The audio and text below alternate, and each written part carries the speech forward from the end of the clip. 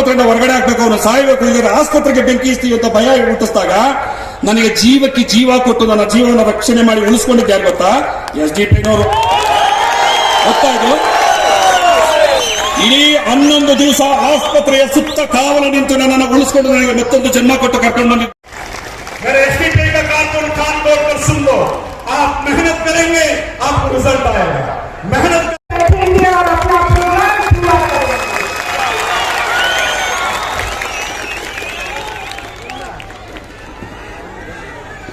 बेहतरीन सुनने वाले, क्योंकि बोलने वाले ಚಾಚು ತಪ್ಪದೆ ನಿರ್ವಹಣೆ ಮಾಡುವಂತ ಒಂದು ತಾಕತ್ತಿದ್ರೆ, ಆ ಒಂದು ಇಚ್ಛಾಶಕ್ತಿ ಇದ್ರೆ, ಆ ಕೆಪಾಸಿಟಿ ಇದ್ರೆ ಅದು ಸೋಷಿಯಲ್ ಡೆಮೊಕ್ರೆಟಿಕ್ ಪಾರ್ಟಿ ಆಫ್ ಇಂಡಿಯಾಕ್ಕೆ ಮಾತ್ರ ಅನ್ನೋದನ್ನು ಅರ್ಥವಾಗ್ತದೆ. ಸಭೆಯನ್ನು ಉದ್ದೇಶಿಸಿ ಹಿರಿಯ ಕಾರ್ಯದರ್ಶಿಗಳು ಮಾತುಗಳನ್ನು ಮುಂದುವರಿಸಿದ್ದಾರೆ.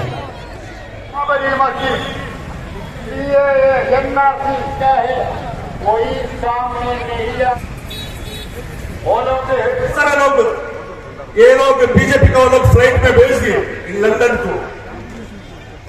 जो मोदी जी का फ्रेंड है ना, मेहुल चौकसी, गीतांजलि जेम्स, कितना बैलेंस है मालूम इनको? 7,110 करोड़. इनका और एक कंपनी आयरा इंफ्रा 5,879 करोड़. कांटा steel power 4,197 crore. ABG shipyard 3,709 crore. इतना करोड़ रुपीस ये लोग लूट के जाके फारी में आयुष कर लेकर है.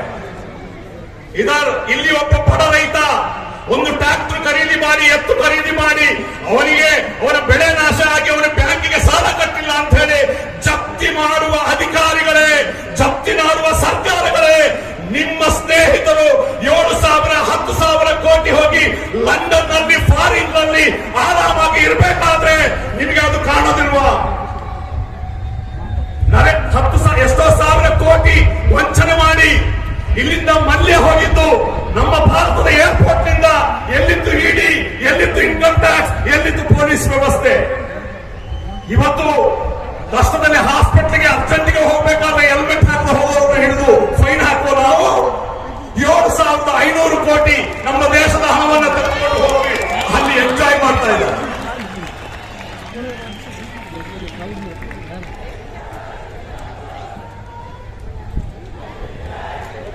ಮೋದಿ ಅವರೇ, ನೀವು ಬಡವರಿಗೆ ಫ್ರೀ ಕೊಡೋದು ಹೇಳ್ತಿರಲ್ಲ, ನೀವು ಮಾಡಿದ್ದೇನೆ 2009ರಲ್ಲಿ ಕಾರ್ಪೊರೇಟ್ ಟ್ಯಾಕ್ಸ್ 30% ಇಂದ 22% ಇಳಿಸಿದ್ರಿ. ಇದು ಫ್ರೀ ಬಿ ಅಲ್ವಾ? ಮತ್ತು 1.45 ಲಕ್ಷ ಕೋಟಿಯನ್ನ ಟ್ಯಾಕ್ಸ್ ರಿಬೇಟ್ ಮಾಡಿದ್ರಿ ಮಲ್ಟಿನ್ಯಾಷನಲ್ ಕಂಪನಿಗಳಿಗೆ. ಇದು ಫ್ರೀ ಬಿ ಅಲ್ವಾ? 2015ರಿಂದ 2020-21ರವರೆಗೆ ನೀವು ರಿಬೇಟ್ ಮಾಡಿದ್ದು 6.15 ಲಕ್ಷ ಕೋಟಿ ಕಾರ್ಪೊರೇಟ್ ಗಳಿಗೆ. ಇದು ಫ್ರೀ ಬಿ ಅಲ್ವಾ? ಇದು ಟ್ಯಾಕ್ಸ್ ಪೇಯರ್ಸ್ ಮನಿ ಅಲ್ವಾ? ಯೂನಿಯನ್ ಬಜೆಟ್ ಡಾಕ್ಯುಮೆಂಟ್ ಪ್ರಕಾರ 2014-15ರಿಂದ ಇದ್ರೆ ಮೋದಿ ಆಡಳಿತದಲ್ಲಿ ಸಾರ್ವಜನಿಕ ಉದ್ದಿಮೆಗಳನ್ನು ಮಾರಾಟ ಮಾಡಿ ತಗೊಂಡಿದ್ದು 4.84 ಲಕ್ಷ ಕೋಟಿ. ಅದಾನಿಗೆ, ಅಂಬಾನಿಗೆ ಏರ್ಪೋರ್ಟ್ಗಳನ್ನ, ಪೋರ್ಟ್ಗಳನ್ನ ಮಾರಿದ್ದು. ಇದು ಟ್ಯಾಕ್ಸ್ ಪೇಯರ್ಸ್ ಮನಿ ಅಲ್ವಾ? 40 ವರ್ಷಗಳಿಗೆ lease, bus stand, road, bridge ಎಲ್ಲವನ್ನ ಕೊಟ್ಟಿದ್ದು 6 ಲಕ್ಷ ಕೋಟಿ ರೂಪಾಯಿಗೆ. 40 साल को भेज दिया इनका फ्रेंड्स को. ये टैक्स पेयर का मनी नहीं है. गरीब को केरोसिन को सब्सिडी देने में, गैस को सब्सिडी देने में ये लोग बोलते हैं ये फ्री भी टैक्स पेयर्स मनी है. ये आत्मनिर्भर को खिलाफ है. ನಿಮ್ಮ ಆತ್ಮನಿರ್ಭರ ಈ ಮಲ್ಟಿನ್ಯಾಷನಲ್ ಕಂಪನಿಗಳು ಈ ರೀತಿ ಕೋಟ್ಯಾಂತರ ರೂಪಾಯಿ ವಂಚನೆ ಮಾಡಿದಾಗ ನಿಮಗೆ ಆತ್ಮನಿರ್ಭರ ನೆನಪಾಗೋದಿಲ್ಲ.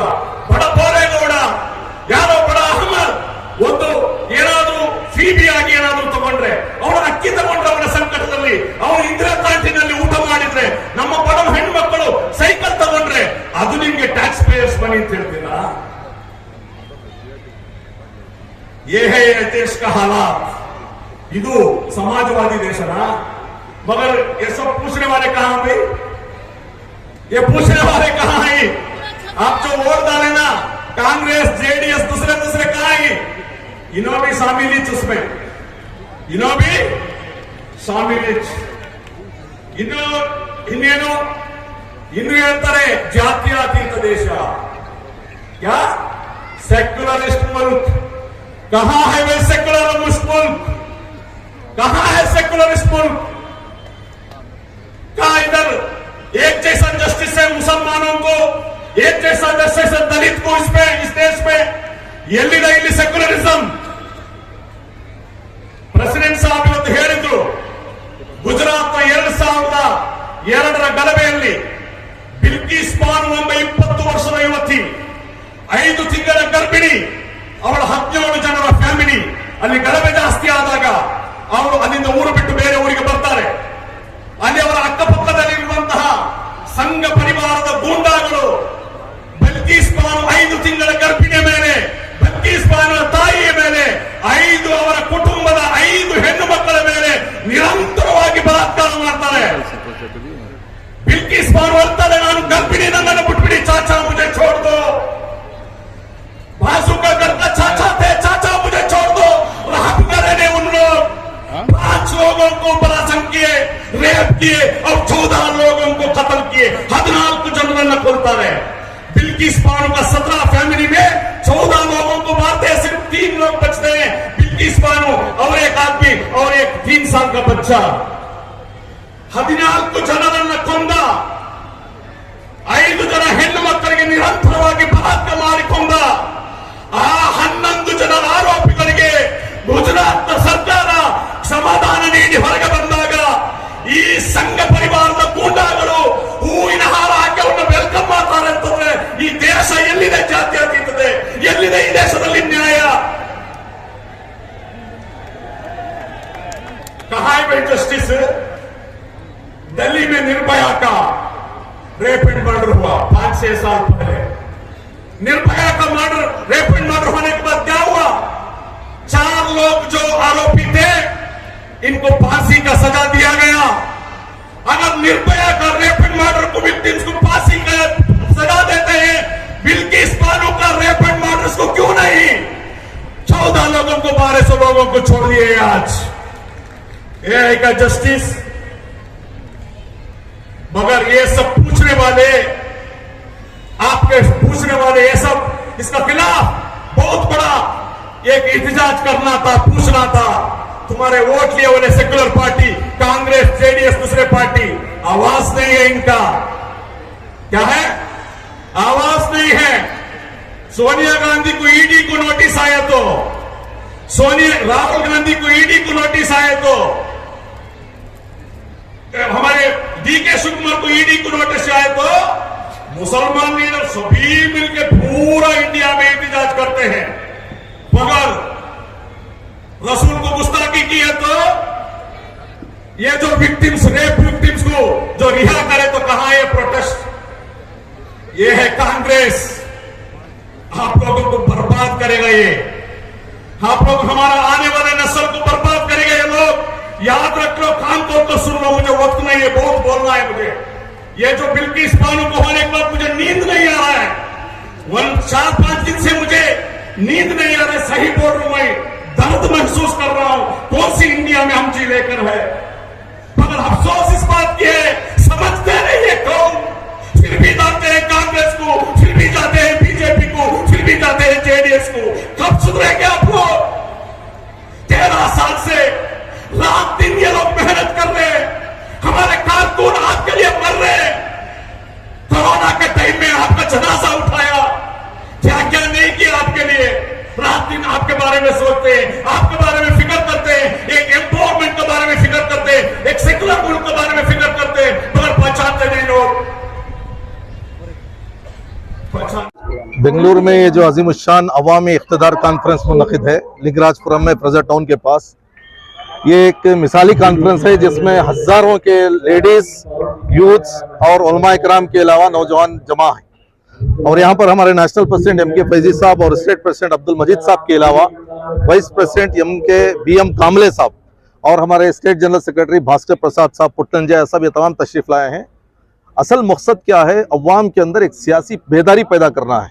सिर्फ इंतखाबात में इलेक्शन देना ही हमारी जिम्मेदारी नहीं है, बल्कि मुल्क के हालात में हमारी हिस्सेदारी होनी चाहिए. कॉन्स्टिट्यूशन को बचाने के लिए, फंडामेंटल राइट्स को बचाने के लिए, अक़लियतों के मसाइल को हल करने के लिए हमें मुज्तमा होना है. ये सिर्फ मुसलमान नहीं, दलित, मुस्लिम, अवाम तमाम मिलके सियासी तौर पर बेदार होके ही हम अपने मसाइल को हल कर सकते हैं। इसलिए ये कॉन्फ्रेंस मुनक़िद की गई है। मंगलूर के बाद, दावणगेरे के बाद, गुलबर्गा के बाद, मैसूर के बाद बेंगलुरु में आज ये मुनक़िद है। ये सिलसिला जारी रहेगा। क्या ये इलेक्शन की तैयारी है? इलेक्शन की तैयारियां तकरीबन 10 साल से हमारी चल रही हैं। पार्टी ही बनाए हैं इंतखाबात में हिस्सा लेने के लिए। जरूर इंतखाबात में हिस्सा लेंगे। गुज़िश्ता एमएलए इंतखाबात के मौके पर हमने हिस्सा इसलिए नहीं लिया कि बार बार ये कहा जाता था कि सेक्युलर वोट बढ़ जाएंगे, लेकिन जब हमें मालूम हुआ कि सेक्युलर इकट्ठा होकर भी अगर वोट देंगे तो फिर बीजेपी की दुकान में सेल के लिए हमारे सेक्युलर एमएलए वेटिंग में हैं, तो इसलिए हम अपना दुकान, अपनी पार्टी, अपना मकाम, अपने इश्यूज को हल करने के लिए हम अपने पांव पे खड़े हो जाएंगे इंशाल्लाह। क्या 224 इलेक्शन हल्कों में आप उम्मीदवार खड़ा करने नहीं, हम ज्यादा से ज्यादा तादाद में हम कोशिश कर रहे हैं। मैक्सिमम बीबीएमपी के हल्कों में और असेंबलियों में मैक्सिमम कोशिश करेंगे। आज के इजलास में सावरकर काफी अहम मुद्दा रहा। नहीं, सावरकर तकरीबन ये आजादी का ही एक मुद्दा बन गया। आजादी 70 पर 5 साल आजादी के लिए एक तमाचा जैसे हो गया कि फ्रीडम फाइटर्स की बेइज्जती हो गई। जो लोग माफी चाहते थे, ऐसे लोगों को फ्रीडम फाइटर की लिस्ट में शामिल करके पूरे हिंदुस्तानियों के साथ जो है एक नाइंसाफी हुई। दूसरी पॉलिटिकल पार्टी है तो पार्टी की इजाजत के बिना कुछ नहीं बोल सकता है। जैसे आपको पता है कश्मीर की 370 को हटाया पार्लियामेंट में। अभी पार्लियामेंट में बीएसपी की लीडर आपके कर्नाटका में पहले था, दानिश अली साहब थे। वो कुछ बोलना चाहता था लेकिन कुछ नहीं बोल सका। इसलिए अकलियत और दूसरी माइनॉरिटी के लिए लीडर माइनॉरिटी से होना चाहिए। वो दूसरी पार्टी हमारे बारे में क्या करना क्या नहीं करना वो डिसाइड करने का नहीं। इसलिए हमारे डिमांड ये है, हम लोग किसी सेकुलर पार्टी को भी सपोर्ट करेंगे, वोट नहीं। हम लोग देश की जो सिस्टम है वो सिस्टम में हम लोग सोशल डेमोक्रेसी बोल के एक आइडियोलॉजी है, मतलब देश की सभी कम्युनिटी को बराबरी मिलना चाहिए। और हमारे देश की जो प्लान है वो वेलफेयर स्टेट का है, वो वेलफेयर स्टेट को वापस लाना चाहिए। उस बुनियाद पे हम लोग काम कर रहे हैं। इसमें हमको ऐसा एक जिद नहीं है हम सिर्फ खुद लड़ेंगे बोल के। अगर एक मतलब एक जुनून एक डिस्कशन है तो किसी सेकुलर पार्टी के साथ अलायंस के लिए एसटीपीए रेडी है। इसमें हमको नहीं है बोल के कि जिद नहीं है। सेकुलर तो बहुत नहीं है, यहाँ पे तो सिर्फ जेडीएस और कांग्रेस है, ये दोनों है। डिस्कस करेंगे, डिस्कस करके एक कॉमन एग्रीमेंट में दोनों पार्टी आने के लिए रेडी है तो हम अलायंस करेंगे। मगर ये क्या है, आप लोग सपोर्ट करो हम जीतेंगे बोल के है ना, उसमें हम लोग रेडी नहीं। कि हम ये बी टीम वाला है ना, वो हमेशा नहीं चलेगा। हमारी सवाल ये है, मुस्लिम एमएलएस कर्नाटका में बहुत सारे मुस्लिम इशू आने के टाइम क्या बताया, असेंबली में कुछ सवाल किया नहीं, ये तो हिजाब जैसे इशू आने कुछ बोला, ये लड़की लोगों को सपोर्ट किया, कुछ नहीं है। तो फिर इलेक्शन के टाइम में आके हम लोग असली है, ये तो बीटी में बोलने में क्या है। जरूरत के मुताबिक काम करना चाहिए था, वो नहीं किया है, बिल्कुल नहीं किया है। इसलिए ये सभी लोगों को जनता के सामने हम लोग इजहार करेंगे ये लोग क्या क्या है वो। नरेंद्र मोदी जी लाल किले से अपनी अचीवमेंट्स गिनवाते हैं और वो जो कॉन्ट्रीब्यूशंस गिनवाते हैं उसमें से एक भी अचीवमेंट और कंट्रीब्यूशन जो है वो ना तो अब तक हमें देखने को मिला, ना अब तक हमें सुनने को मिला। मोदी जी ने कहा था सबका साथ सबका विकास, लेकिन वो नारा जो है वो सबके साथ सबका सत्यानाश हो गया। वो इकोनॉमी अगर हम देखें, सोसाइटी देखें, अगर हम जुडिशरी का हाल देखें, अगर हम पुलिस डिफेंस का हाल देखें, अगर हम यूएपी और ईडी जैसी इंस्टीट्यूशंस का हाल देखें, तो इस वक्त हिंदुस्तान से डेमोक्रेसी तकरीबन खत्म हो चुकी है। और इसके अलावा माइनॉरिटीज के साथ जो बदसलूकी और जो डिस्क्रिमिनेशन हिंदुस्तान की जमीन पे किया जा रहा है, उसका सबसे ताजा एग्जाम्पल 15 अगस्त के दिन मोदी जी ने औरतों को 11 उन रेपिस्ट को आजाद करके दिया है। यानी कि वो जो 11 रेपिस्ट आजाद हुए वो हिंदुस्तान की औरतों के लिए 75 साल के बाद एक बड़ा तोहफा है बीजेपी की तरफ से। तो ऐसी आइडियोलॉजी जो मनुस्मृति के हिसाब से चलती है, जो एंटी ह्यूमन आइडियोलॉजी है, उसको नकारने के लिए, लोगों को अवेयर करने के लिए और मुल्क के आइन को बचाने के लिए आज यहाँ पर पीपुल्स पावर कॉन्फ्रेंस जो है उसका इनेकाद किया गया।